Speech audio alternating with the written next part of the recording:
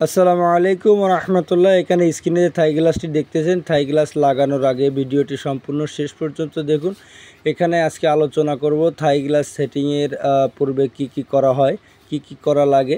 তো থাই গ্লাসে কি মাল ব্যবহার করলে আপনার বিল্ডিংয়ের থাই গ্লাসটা দীর্ঘস্থায়ী ও সুন্দর হবে।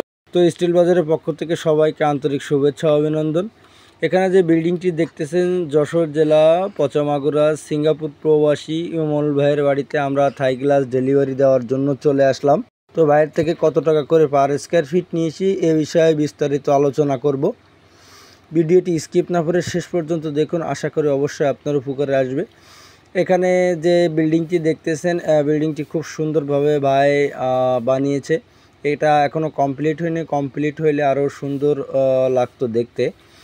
তো এখানে যে থাই গ্লাসটা আজকে আমরা ডেলিভারি দিলাম, নাসির কোম্পানির মাল, 6 মিলি গ্লাস, কাই অ্যালুমিনিয়াম ফ্রেম ব্যবহার করা হয়েছে। এটা আমরা পার স্কোয়ার ফিট নিয়েছি ভাইয়ের থেকে 530 টাকা করে।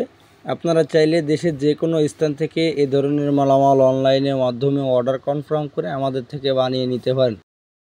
থাই গ্লাস লাগানোর পূর্বে রাজমিস্ত্রিতে যে প্লাস্টারটা করে, তো এই প্লাস্টারের ক্ষেত্রে অনেক সময় আপ ডাউন থাকার কারণে গ্লাস সেটিংয়ের পরে আপনার সাইড দিয়ে হালকা গ্যাপ থাকে। এই গ্যাপ থাকার কারণে অনেক জোরে বৃষ্টি যখন হয়, বৃষ্টিতে ঘরের ভিতরে পানি আসার সম্ভাবনা থাকে।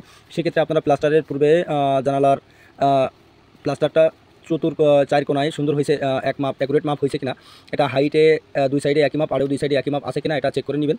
তো এখানে থাই গ্লাসের যে 6 মিলি ব্লু মার্কারি গ্লাস আমরা ব্যবহার করছি। এখানে দেখতেছেন যে আমরা অলরেডি গ্লাস সেটিং হয়েছে এবং ওপাশে আরও কিছু গ্লাস সেটিং চলছে।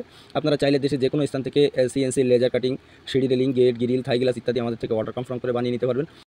তো আজকের মতো বিদায় নিচ্ছি। আমি মোহাম্মদ হোসেন আলী। আসসালামু আলাইকুম রহমতুল্লাহি ওয়া বারাকাতুহু।